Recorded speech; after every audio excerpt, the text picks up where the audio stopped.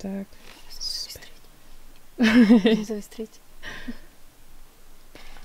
Raz nám ukradli bicykel a moji rodičia si mysleli, alebo povedali, že za to môžem ja, lebo som ho niekde zabudla.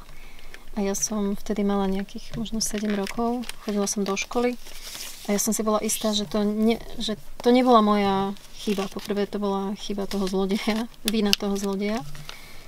A po druhé, ja som si naozaj nespomínala, že by som urobila niečo, čo som urobiť nemala.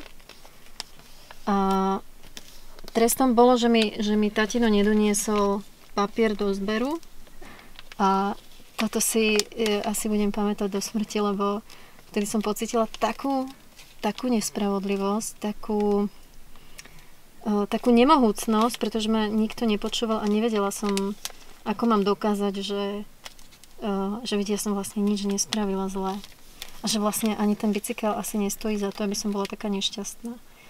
Ja si myslím, že pre rodičov takéto situácie sú proste banálne. Také veci sa stávajú. Ja koľkokrát kričím po deťoch, že sa niečo rozbilo alebo sa niečo pokazilo a v tom afekte, v tej zlosti, v tej takej silnej emócii úplne strácam hlavu a nepočúvam. Lebo mám pocit, že vedia dospela, predsa dobre viem, ako to bolo a dobre viem, čo je dôležité. Pritom tie situácie vôbec nemusia byť až také dôležité, aby sa kvôli ním kričalo a aby som kvôli ním tie deti zraňovala a ponižovala.